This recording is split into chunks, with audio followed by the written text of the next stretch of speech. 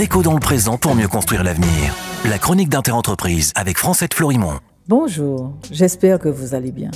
Encore ma vision de mon université des Antilles et de mon université de la Guyane rêvée.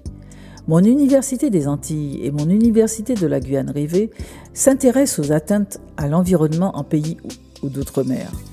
Le colloque scientifique chlordécone vient de s'achever en Guadeloupe et en Martinique. Les connaissances de cette molécule tueuse sont faibles.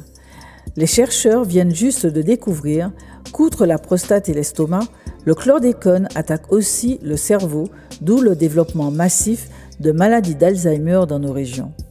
La recherche sur ce sujet doit être mieux dotée. Un chercheur du CNRS a mis en lumière, lors de ce colloque scientifique, qu'en un an, le secteur de la banane reçoit 129 millions d'euros de subventions, alors que sur la même période, la recherche sur le chlordécone n'est dotée que de 9,3 millions d'euros.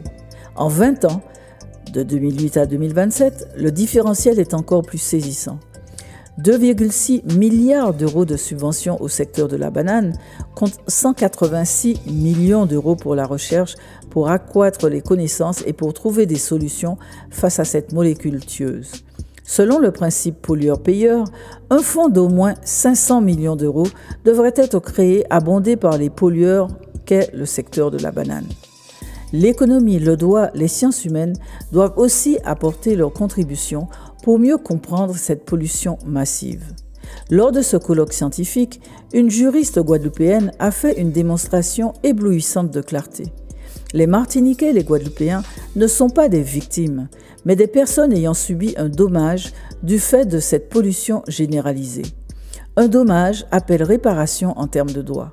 La chlordéconomie proposée par le gouvernement dans son plan Chlordécone 4, à savoir la prise de sang pour déterminer le taux de chlordécone dans le corps des Martiniquais et des Guadeloupéens, eh bien, le résultat de cette prise de sang est un élément de preuve parfait qui doit permettre des actions en justice, notamment groupées. Le gouvernement ne l'avait pas vu sous cet angle. Les sciences humaines doivent aussi aider à questionner cette pollution généralisée, pour notamment éclairer sur comment gouverner un pays contaminé par un cocktail de pesticides? Un beau sujet de thèse, non? Nous poursuivons demain. Prenez soin de vous. Déco dans le présent pour mieux construire l'avenir. La chronique d'Interentreprise avec Francette Florimond.